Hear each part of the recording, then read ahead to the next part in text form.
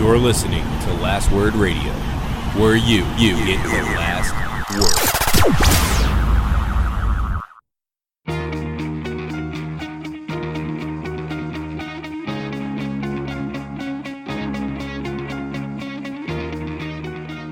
Welcome to the Fourth Line Podcast, brought to you by the Alberta Podcast Network. This is September the 4th, 2017.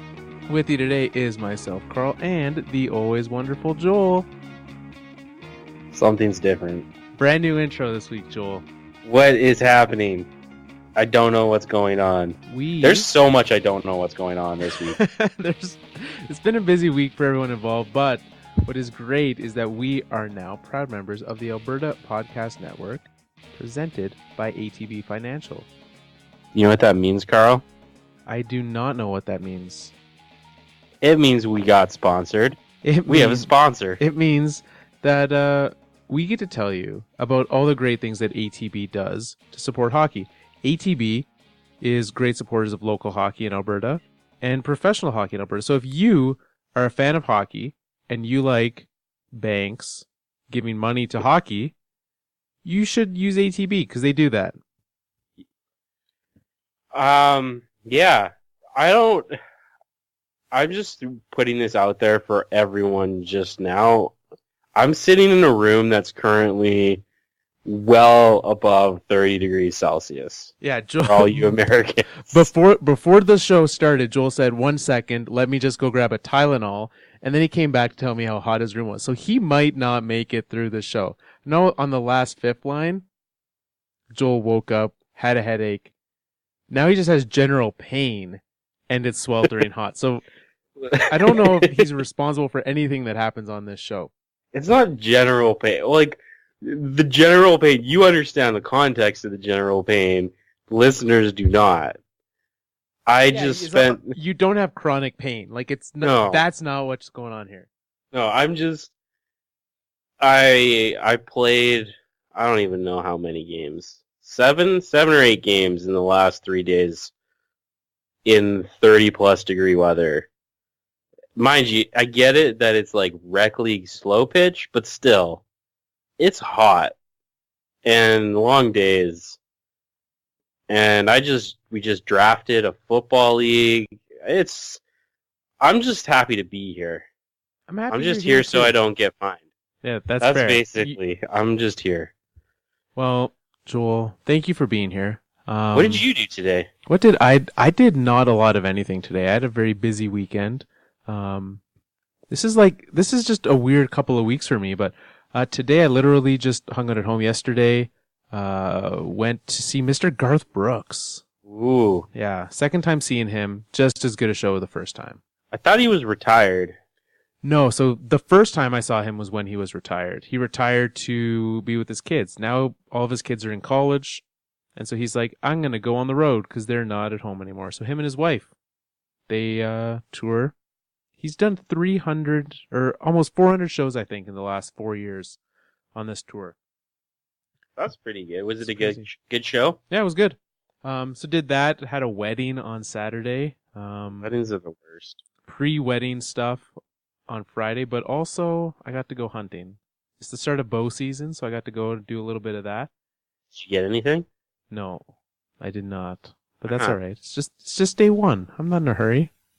And then, Joel, tomorrow's my last full-time day as before I go back to school, so it's all kinds of changes. No kidding. Did I tell you that I went fishing not that long ago? Yeah. I caught my very first fish. Like a salmon? Yeah. It was, okay, well, I've been ice fishing and I've caught fish, but like that's not the same. Ocean fishing is way different. Yeah, and like ice fishing, like they're so cold, they don't really know what they're doing, and you just grab them out and they're kind of dead, and like it's just, there's not really much of a fight. Yeah. But I went ocean fishing, caught my first salmon. So that was pretty cool. It wasn't big enough to keep, but it wasn't like super small. Like it was like an inch too short, not even. So it was too bad, but yeah, that was an exciting thing for me. Yeah, no doubt. Well, one other thing I wanted to mention off the top, obviously, brand new sponsor of the show, this episode being brought to you by ATB Financial, as mentioned, but we're part of a great network of other shows as well. And you guys already know one of them, because without even knowing how this would shake out, and obviously, they're from Alberta, but a couple weeks ago, you likely remember, we had the chat with Armand from the Modern Manhood podcast. He is another show on that network. So already working the tie-ins with the fine folks over there. So head over there, check out all the great shows, and especially his, because the last episode that he just put out, I believe, is the one with me on it. So it's a pretty great episode. I will second that. Is it Alberta Podcast? What's the website for Alberta Podcast Network? That is a great question, Joel. It is Alberta Podcast Network.com. .com. Yeah. So it's as simple as I thought it was. Yes. Sweet. You can go find lots of fabulous shows over there. And every one of them is from Alberta. Yeah. So there you go. Great local stuff. If you're from Alberta and you're like, I like some of these things, or you want to know what it's like to live in Alberta, there's some shows that'll help you figure that out. I should go listen to that. It's been so long since I've been in Alberta. Just learn what it's like. Yeah. Because like growing up there, but like I need to get back into what it's like to be an Albertan. So I'm going to go listen to some of those shows. I like it. One more piece of housekeeping, Joel, and then we will get into our show. This week, we are going to start our preview episodes. That means hockey's almost here. It's September. We are going to preview the Pacific Division today. Gonna be good. But I think it's time to hand out a copy of Rob Bowman's Hockey Abstract. What? So, thank you very much for everyone who submitted an entry into the contest. There could only be one winner, though. Did you know that there could only be one winner? I kind of figured. Yeah. We only have one book to give away. That's true.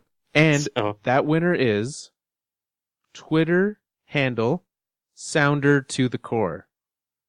What? Big hockey guy. His Twitter profile says father, hockey player, coach, hockey blogger, and writer. So, congrats, Mr. Sounder, on winning a copy. Send us a DM with your email address, and we will find a way to get you that copy of that book. And yeah. Does he put the Hockey Abstract book out in like paper copy, or is it only like digital? No, you can get it in digital, in paper, and also in French. Ooh, this is a digital copy though? I believe that he said to let him know. Oh. Yeah. I could be wrong. Oh. So if it turns out not, but if you want a digital copy or you want a paperback, we can see what can happen. That's because Mr. Volman is a man of many talents and greatness. He's a man of the people. He can make things happen. Yeah. I'm this whole almost hockey thing has got me. I'm getting all chippered up. Yeah. Is that a phrase? Well, and like, because we just did our fantasy football draft, not fantasy hockey. I crushed that. And you, Team AM34. Yeah. Like, even in football, you're repping. Whereas just before, it would have been all Hawks all the time. Now you're Mr. Matthews. So. Well, it's like the fourth line hockey podcast football fantasy league. That's a mouthful. We didn't make it something easy to promo, but we don't have to. It's just for fun. But I'm calling out everyone in the league because I'm gonna win that bad boy, take home the trophy, and when I do, everyone in the league is gonna send me a prize instead of us sending people prizes.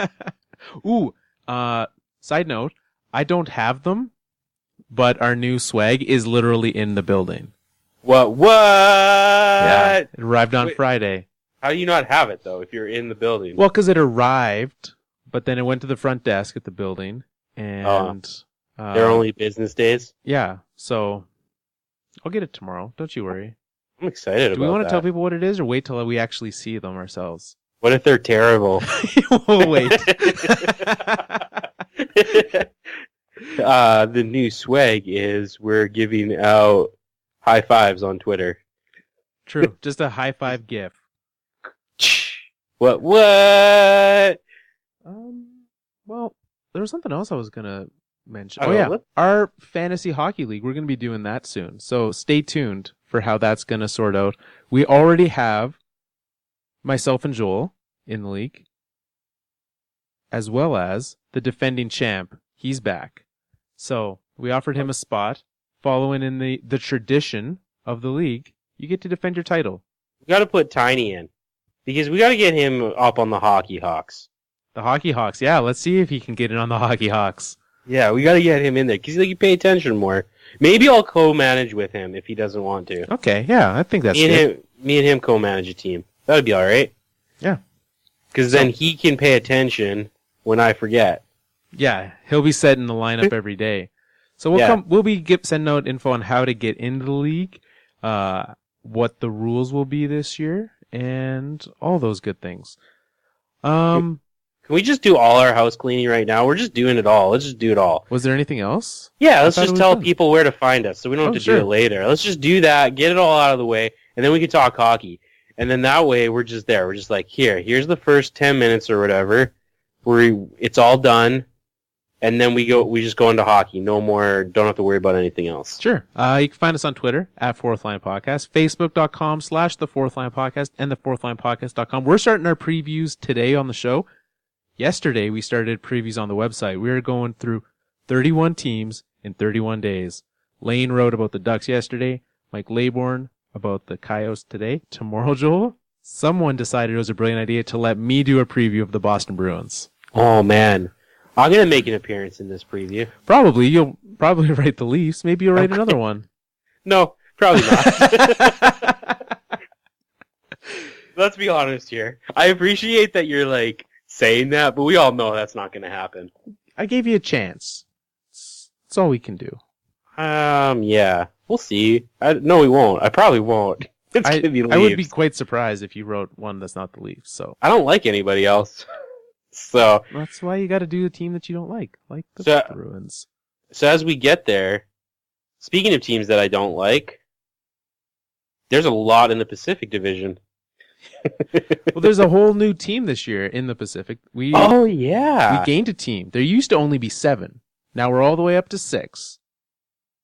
8? Yeah. Joel, it's been a long weekend. Yeah. Of the two of us, I'm amazed that I'm the one that caught that. We always know that you're the sneaky numbers guy. It's just we've always known. Yeah, there's now 7 plus 1 is 8. Let's get into those Pacific Division teams. Do you want to start with the newest one or save them for the end? No, just start with the worst one. So we'll start with them then. No. Really? Okay, well, let's start with the Vancouver Canucks then. Yeah. Vancouver Canucks are the proud owner of last place in the division last year, and they went out and they decided, you know what, we're gonna make sure we're slightly less terrible this year. They went out this week and signed Mr. Thomas Vanek to a $2 million per year contract. What are the Vancouver Canucks thinking, Joel? I don't care. It doesn't. All right, really on to the Coyotes. Does it really matter, the whole Vanek thing? I think we should be talking about how they gave Louis Eriksson 7 years or whatever they gave him. Yeah, that was bad. Quite. It's not as bad. 1 year, right, it's I'm not fine bad. with it. It's not a terrible deal. It doesn't cripple. If you have the cap space, why not use it? But it's just, here's what I don't understand. You're a team, and I know, I'm going to tease this out. There is a bonus episode of the show coming out later this week. That's so special. Well, you know what's so special about it? I'm not on it. What? That's the special part about it. But on that, you guys talk about tanking. Yeah. And the Canucks should be tanking. They should be trying to be as terrible as possible. And bringing in Thomas Vanek is not a good... It's not like he's great. He's not going to be a difference maker, but he's going to make you slightly better than having some guy from the AHL up. Just go sign someone worse than Thomas Vanek for less money, put him out there, and you're better for the future. I think there's very few guys that are worse than Thomas Vanek. Like, that's tough. So, I'm not really sure that that really matters. The one thing that I'm interested in is this is the year the Canucks find out how far away they really are from a rebuild. And a big player in that is how bad is their goalie going to be. Because that's really, like, so this is the first year in I don't know how long that they haven't had, like, a veteran guy that is just your number one. A proven guy that you're like, this is our goalie. It's Ryan Miller. It's Roberto Luongo. It's Corey Schneider. It's... Exactly. So you are now, you are going with Jakob. Do you go Jacob or do they go Jakob? I think it's Jakob. I don't know. You're the guy who always listens to Vancouver radio. I really don't much. I listen to the other Vancouver radio that has ESPN now because I don't like the Canucks. And it's like CFL season, so yeah. And Anders Nielsen. Those are their two guys. It's not that good. It's not that good. And like, so you're gonna find out how good. Basically, you got Markström on a deal for 3 years. You're gonna find out if he's gonna be some sort of goaltender in the future. And that's just about it. Like, there's just nothing.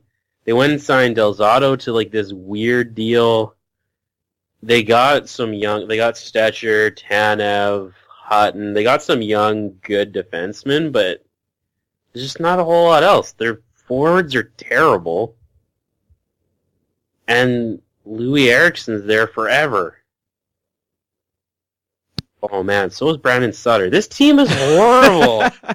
Here's what I don't understand. So the Vancouver Canucks, as you just mentioned, horrible. Jim Benning came out just today and said that he will not be trading the Sedins this season.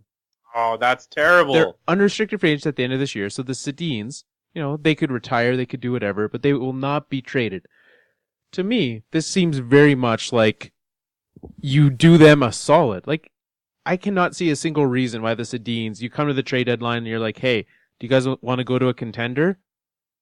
Even if you were to have to split them up. Because certainly trading both of them to the same team seems more difficult. But, I don't know. Yeah. Canucks management been struggling in the past. And the fact that they're not willing to trade the Sedins, I think every Vancouver fan would 100% understand that. Yeah. So they're clearly, they're going to be fighting with the Knights for last, right? Yeah, I think it's probably, I don't think it's going to be that close. I think the Knights kind of had last lockdown, but Canucks will be shortly there. So, yes or no? We've talked about this before, but nothing's changed. Yes or no? Horvat is signed by the start of the season. Yes. Well, I'm a no. I don't think they will, but... And I understand why they wouldn't. I think, like, thinking about it, they're in no rush. Yeah. So... Alright, where are we going next? Knights or second, or the next worst team? Let's go Knights. I think they're, I said they would be worse. Do you foresee them being bottom two in this division? Yeah, but I'm not convinced they're worse than the Canucks. The saving grace of them, and as you mentioned with the Canucks, the goaltending. Like, the Knights have a competent goaltender, and that can take you a surprisingly far distance. They don't have a whole lot else. They've got this weird, a lot of 4, 5, 6 defensemen on that team. Yeah. And they've got a couple forwards that you could get excited about. Other than that, it's Marc-Andre Fleury for these guys. Yes. I don't know. I like some of these players. I don't know. I like that James Neal on their top line. They're going to have a goal scorer. They actually have, like their defensemen, like they're actually set up decently for the future if they can like lock some of these guys down. Like Theodore, Schmidt, maybe that's it. But still, I like those two guys. Those could be top four. Those are top four defensemen. Yeah, for sure. Theodore and Schmidt are good. And there are some good guys up front, but like a team with James Neal as their top forward in no way excites me. Yeah, but like, and that's the difference between the Canucks and the Knights is you've got Horvat versus Neal. Horvat's definitely better, but he's not that much better. Yeah, and that's why like I don't think it'll be that different between these guys because I don't even know if the auxiliary pieces of the Canucks versus the auxiliary pieces of the Knights, like there's some pieces that I like as role players on the Knights. Like no one's going to get super excited about David Perron, Cody Eakin, but like as a role play type guy, I like them. Yeah. Obviously, and this is we all knew this was going to be their like goaltending is where they're going to shine as much as they can shine. But yeah, I don't know. So you got them last. So you got them, Vancouver, then I probably, for me, have the Los Angeles Kings finishing 6th in this division. Interesting. Who do you have in the 6th slot? I probably would have gone Coyotes, but just Coyotes are bad. But okay, let's talk about the Kings. Jonathan Quick. Does he, yes or no? No, I don't want any analysis here. Just a yes or no. Does he finish in the top 3 Vezina nominations? Ooh, no. Does he finish his contract as the starting goaltender in LA? No. Does Drew Doughty have a better season than he did last year?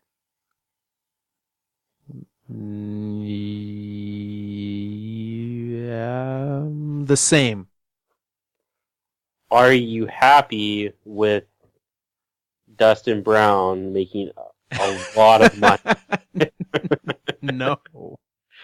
This team, this is the weird thing, is they have a lot of good players.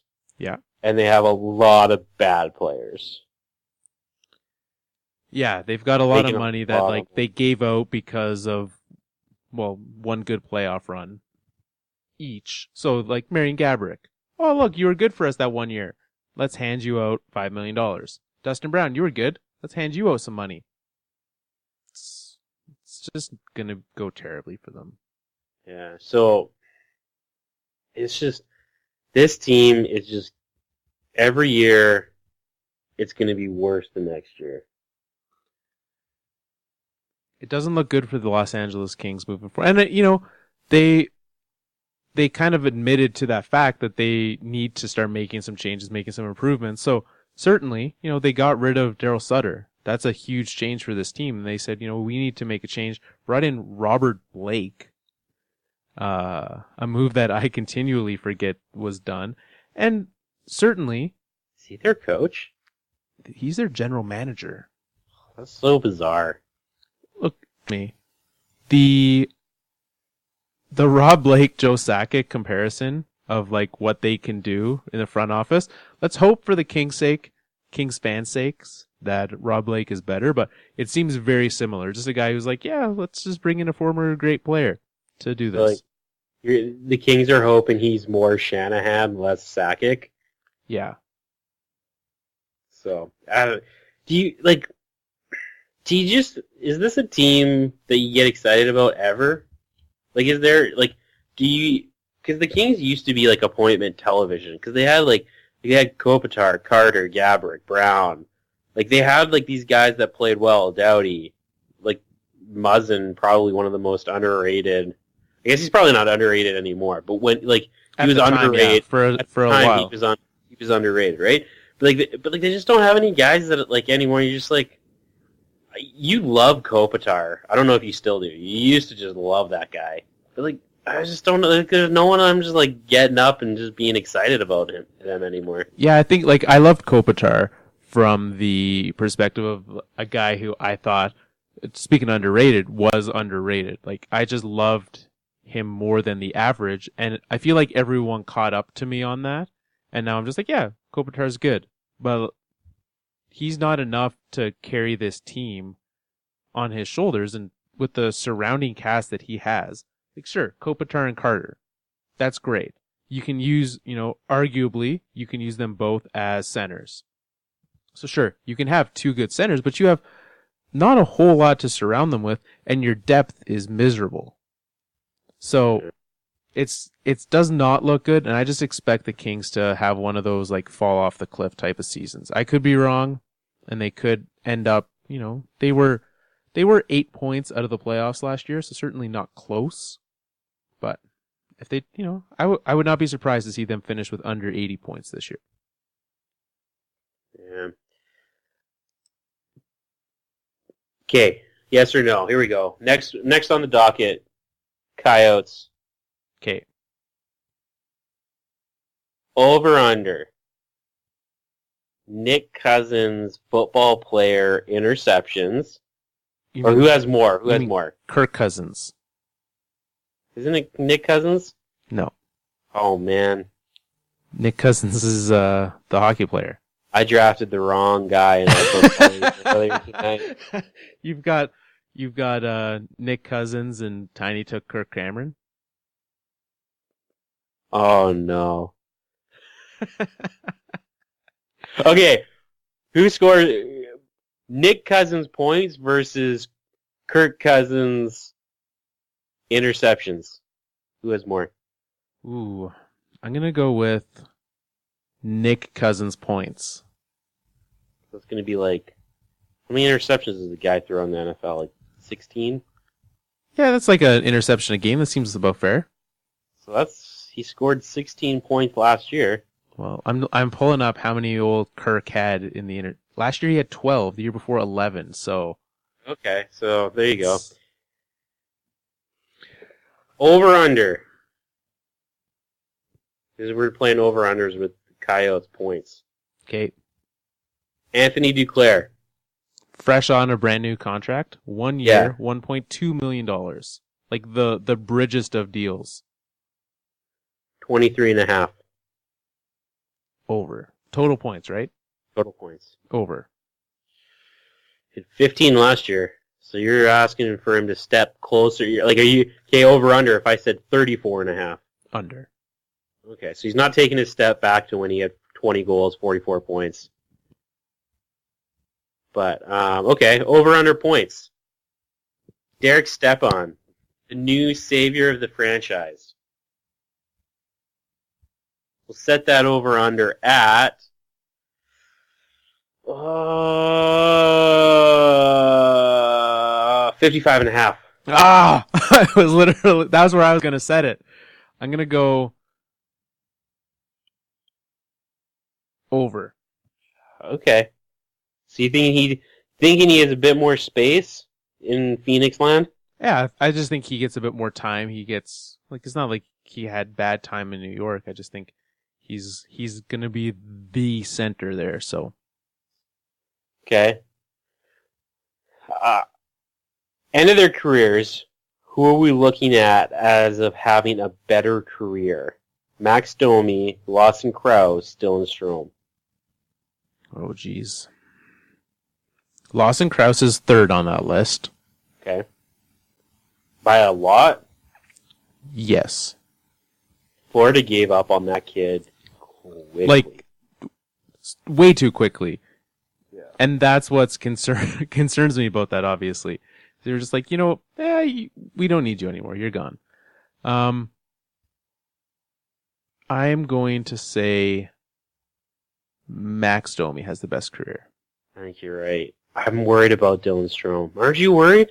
Yeah, obviously. Like, he is, for the exact same reason that you should probably not put all your hopes into Draisaitl, Dylan Strome proved that without a certain McDavid, things are hard. That's who he played with, eh? Didn't he? I thought that he did, and then as soon as I was saying it, I was like, that maybe doesn't seem right. I forget where McDavid played. I was trying to think. Or no, didn't he play with Tkachuk? There was a guy. Tkachuk?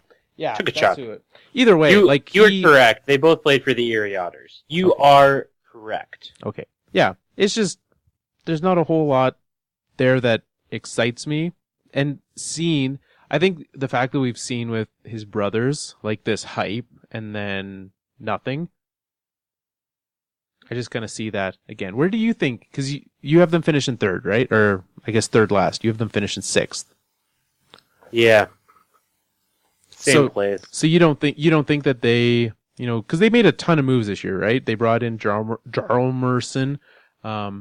They brought in Stepan. They got rid of Mike Smith. Have Antti Raanta now. I just think like there's enough pieces that got upgraded that they get better. Why do you think that they kind of stay the same? They just don't really have it. I don't know. Maybe they are better. You might be talking. I think what talked me into them being better than what I originally thought was seeing how the Kings are going to be worse than what I think than what I originally thought. Like I don't know if they're necessarily, and maybe just someone's got to get those points, and so again, you look up front and who's exciting, unless like one of those guys, Duclair, Krause, Domi, Strome, unless one of those guys decides that, hey, I'm going to be an all-star, just nothing to get excited about. Derek Stepan's like, he's a fine player. He's not exciting. Like I'm not getting a Stepan jersey. Why not? Well, because you're getting an OEL jersey if you're a Yotes fan. You think they signed that kid long term? Like, do you think they're able to lock him down or no? I think so. They essentially have to like blank checkbook that guy. So yeah, he's gonna make a lot of money because he can. Exactly. Like, because they have the space there. So okay, so then where do we go next? So this brings us to the 4 playoff teams left in that division: the Ducks, the Oilers, the Sharks, and the Flames. All the teams that we've talked about so far don't make the playoffs in your head. Correct. Okay, so who's next? Next in my books, I would probably say the Calgary Flames would be my next team, and I do not have them making the playoffs. So you've got 5 in the Central making the playoffs then. I think so. 6. You have 6 making the playoffs there. Well, 5 is the most, because 3 from each are guaranteed, and then 2 wild cards. Okay, so you're thinking both wild cards come from the Central? I think so. I just can't see a Mike Smith-led team making a playoff run. So like, it's going to be bad and amazing all at the same time. So like, as long the only hope that I can see is if Edward Lack shows up and becomes the Eddie Lack that Vancouver always hoped he could be.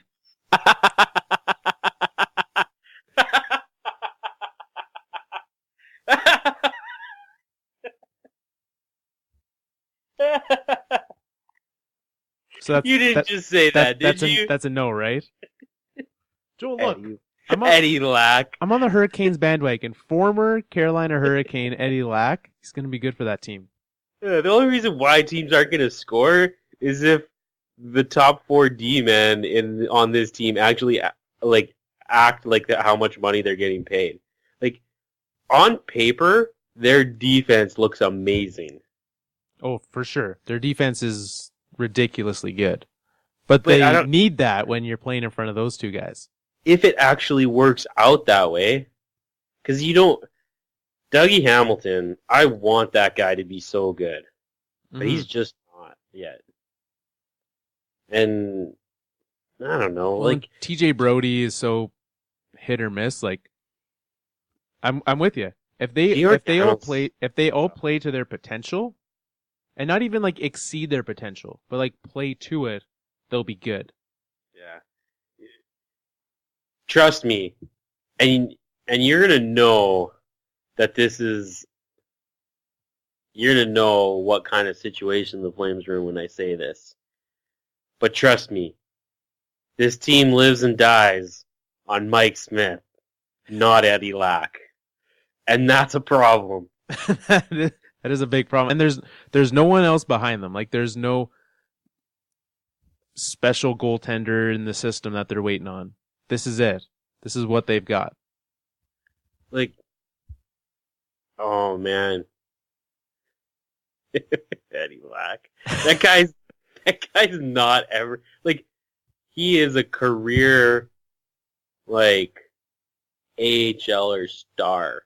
Like, I don't know. He's not that good. I would disagree. I think Eddie Lack is a competent NHL goaltender. Backup. For, Sure. like, yeah. Games a year.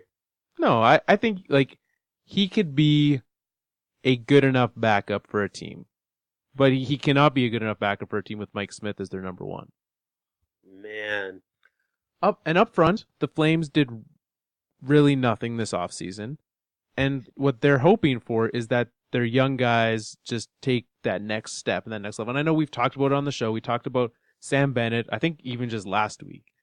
But so they need him to take that next step. They also need to sign him to a contract. And then you have Curtis Lazar, a guy who, you know, a lot of people thought would be good when he got drafted, and a lot based off of his World Junior hype. There's him, and then obviously the best of that collection, Matthew Tkachuk. And if he can take in his second year that next step, I think that's what their forwards hinge on them. They didn't go to make those moves because that's where they're hoping that improvement comes from. And then, they downgraded in net. So, well, they got to think Monahan can get better. Like, that's probably their hope as well. You would hope so. Yeah. They need him to for what they put that hope in him that he would be the guy. That first year it seemed like he would. It's tough. It's tough on a team when you want, like, and this has forever been the Flames' problem. They so badly want that number one center. Like, I can't remember. Like, is it Nieuwendyk the last time they had that number one center? Probably, yeah. Well, because the whole Jerome McGinley era, that was what they searched for, was a guy to center Jerome. They brought in, so, like, Craig Conroy was the best thing that they had for Iginla. Right. And I remember they went out and got him again because that didn't work. And I think they brought in Olli Jokinen. Yeah. Just like, and that didn't work. And there was so many, like, there was just so, I can't even remember. It was like and that was like the Freddie Brathwaite era. That was a great Flames era. Yeah. It was, but I just don't see Monahan ever being that guy.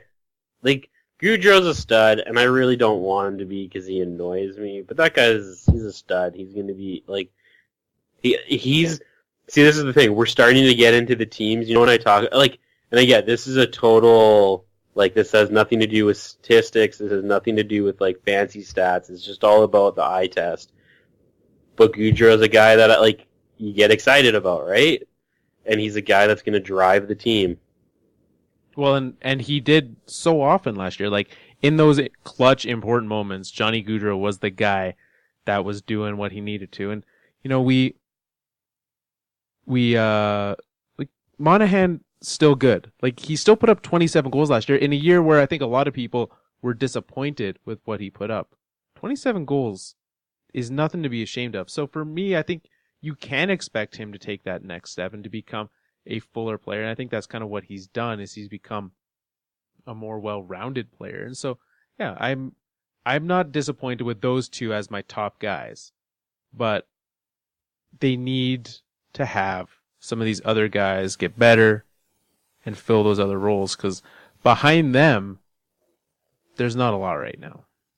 Okay, before we move on to the next one, quick answer. Who has the better career when we look back at them all? Bennett, Tkachuk, Lazar. Tkachuk. Who's two? Sammy. Yeah. All right. Who do you have next? We've been going off of my rankings this whole time. Where I guess do you have the Flames in the same location, 4th in the division? Yeah. All right. Who do you have next? Actually, I don't know. Maybe I don't. I might have them above San Jose. All right. Well, let's hit up San Jose. Let's dive into it. San Jose got worse. Yeah, we've been playing a lot of Joel asks Carl the over-under questions. We're going to flip the tables on this one a little bit. So, you mentioned they got worse. Yeah. The biggest loss for them, Mr. Patrick Marleau. Yeah. You're still happy about that, right? Oh, of course. Okay, because the longer the summer goes, the more people hate on that deal. So he hasn't scored his 35 goals yet. So Joe Thornton was the guy. He chose to stay. $8 million last year. Joe Thornton put up 50 points. Yeah. Over under 45 for Joe. You gotta give me the half. 45.5. 45.5. I'll take the over. 55.5. Yeah, I'm gonna take the over. I think he's gonna have a good year. So you think this is a bounce back for him? Yeah, I think he has a good year. But 60. Right in there, 60. Okay, that's pretty good then. That's what $8 million on a 1-year deal for a 38-year-old. Yeah. Nothing to be ashamed of there. So with that, you said they took a step back. It's literally other than Mr. Marleau, what is it about this team that you think has gotten that much worse? Well, I don't know if it's just that much worse, but I didn't love the deals they made this offseason. And just they're getting older, they're not getting younger. And so I know you love the Vlasic deal. I still don't like that. Yeah, it's going to be bad by the end of it.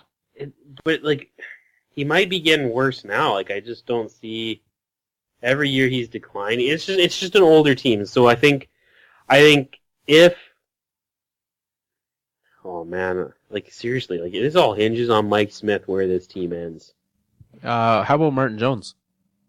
But Martin Jones is good. He's going to be great. Okay, so you mean if Mike Smith is good, the Sharks will have to fight the Flames. If Mike Smith is terrible, then it doesn't matter. Yeah, exactly, right? I really think that's what it comes down to. I think they need to get Bodker. He's got to put up something more than what he did. He was terrible last year.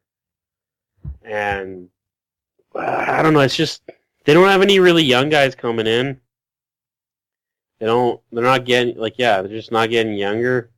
It's kind of what it is. Yeah, I think it'll be the one guy that I was big on his first year, and we'll see what he's able to do this year, given a bit more of a chance. Timo Meier, that was their draft pick 2 seasons ago, and he showed up in the AHL, didn't really do a whole lot in the NHL, I should say. So, I think that's the guy that they need to look to for some improvement this next year. But yeah, I'm fine with that. I think the Sharks are and they have been for so long, just the perennial playoff team.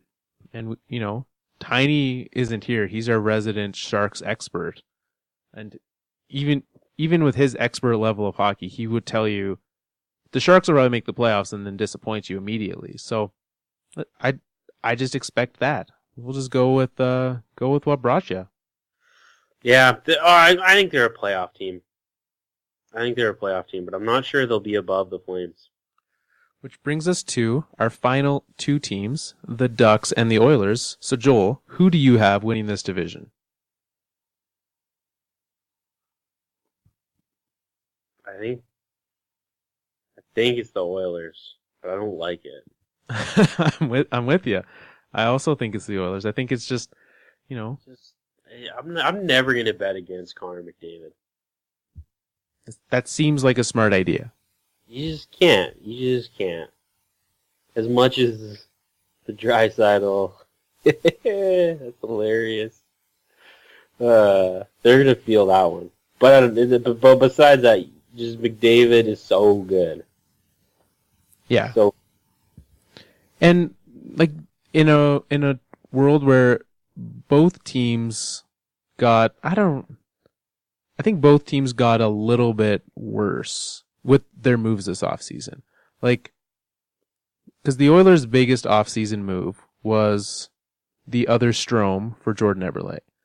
And as much as Jordan Eberle wasn't what everyone made him out to be, he's also better than Ryan Strome. Yeah, that was such a bizarre trade. Still such a bizarre trade. So you've got that, and you know the rest of the cast and crew from last year with the Oilers are still there. With the Ducks, you know, with as you talked about with the Knights, Shea Theodore now with the Knights. That hurts. That hurts the Ducks. The biggest deal that they made in an area of improvement was their backup goaltending. They went from Mr. Jonathan Bernier to Ryan Miller. Which is huge with a guy who's not like Gibson. I forget how many games he played, but he just always has a bit of injury, right? Yeah, he's not. Well, that's what made them lose. Like if you have Ryan Miller instead of Bernier in that playoff round when Gibson got hurt, arguably the Ducks make the Cup Finals instead of the Preds. So I think that's a big thing, but are we kind of dancing between both teams right now, or? I think I'm with you that I would also pick the Oilers. Just the McDavid factor is hard to deny, and we saw what he could do last year. And I think that team continued to peak last year, and winning that first round playoff series, getting to the second round, gave this team a lot of confidence that they haven't had for so long. Sure, like the Nuge wasn't great, but these are guys who've been there for so long that Oilers stink that has always been talked about on this show. I think that starts to wear off when you make the second round of the playoffs. You have that confidence that we're not the Oilers. We don't always suck. We just did this. These guys know that they can do it, and knowing that for an entire season, I think is going to be a big difference maker. You're not going to see that on the stat sheet. The fancy stats are not going to have confidence on there, but I think that helps this team a ton. Yeah, I think they put a lot of trust into that Puljujarvi guy taking a step and hopefully trying to fill a bit of what Eberle misses. Because like you just hope that has they have to trade Nugent Hopkins. Yeah, for sure. He's got to go, or Strome's got to go because they're not going to sign him. He wants to get paid here soon, and again they're the biggest weakness on this team again, and will forever always be as long as they have Connor McDavid is the defense because it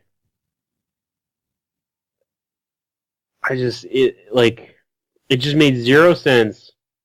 This team doesn't make any sense. They should have tried to turn Nugent. They should try and turn Nugent Hopkins or Eberle into defense and not try to go and get Strome for Eberle seemed like a mistake, unless that's the only thing they could get for him. Yeah, I'm with you on that. It doesn't make a whole ton of sense, but I think that what's his face out there, Peter Chiarelli, he can get away with a lot of things. Like everyone now, there's not everyone now. There's a lot more people now who are saying that haul for Larson was a win because the Oilers made the playoffs and the Devils didn't. That still isn't a great deal. Sure, it might have been the only thing you could get, but you still, if you put Taylor Hall on this team, you like that.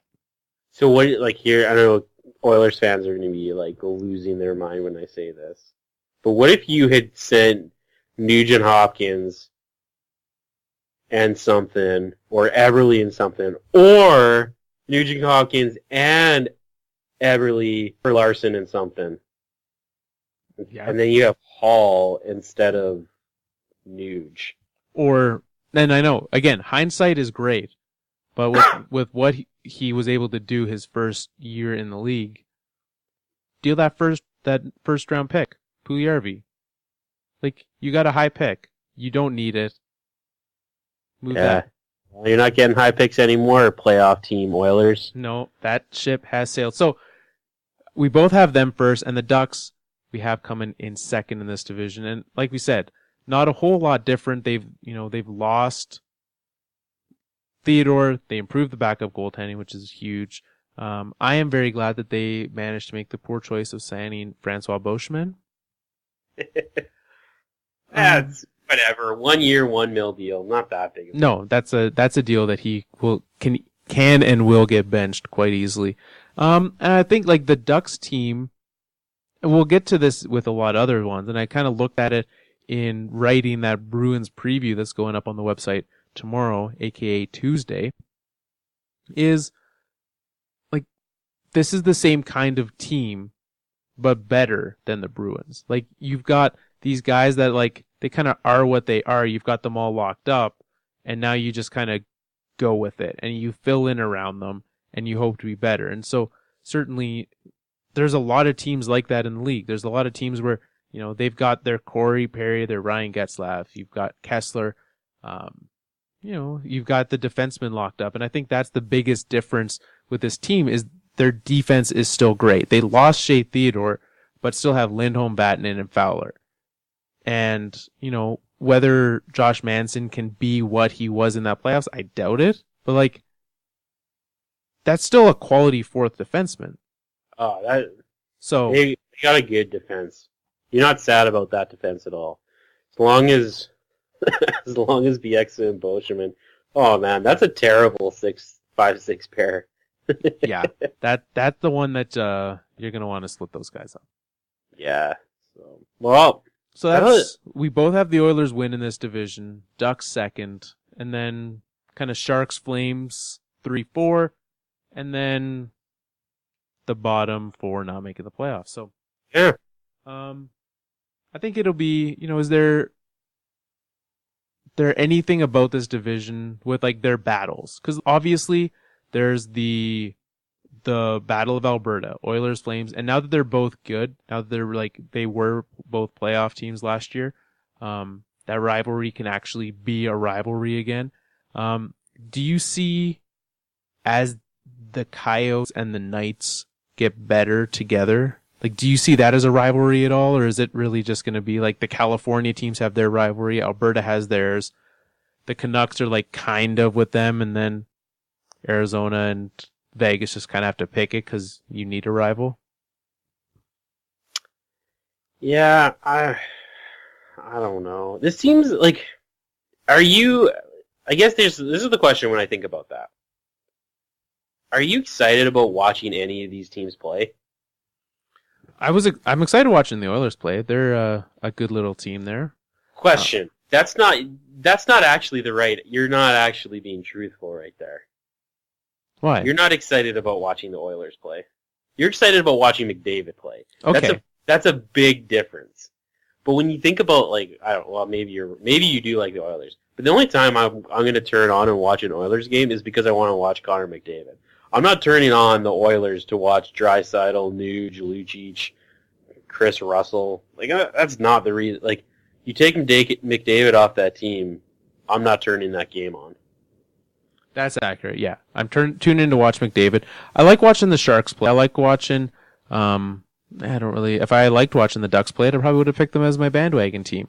But, like, I like them a fair amount. I like them until they, like, go into lockdown mode in the third period. So I'll watch the first 2 periods of Ducks games and watch McDavid. Are you turning on? So like take away the McDavid factor, but are you turning on Edmonton Calgary because of the rivalry? I'd probably watch it, especially because like typically those games are gonna be Saturday night, right? So that's gonna be your Hockey Night in Canada second game. That's the highlight game of the night. Yeah, I'll probably watch that one. Yeah, I don't know. It's just. There are 0 teams that I get excited about in this division, really. Yeah. Like it's just kind of like whatever. I don't want to watch you. I don't get excited about it, which is worse. Like the worst part about it is like half of these teams are in my time zone. You know how many games I get with these teams? Yeah, you have to watch them. And unless you're watching a game that starts at 4:00. And it's terrible. I watch a lot of games that start at 4:00, but 82 of them. But I just this division. I'm glad we started with this division so that we can get it out of the way. Because there's just nothing's going to be more sad than turning on and watching a Golden Knights versus the Ducks. It's just going to be like you.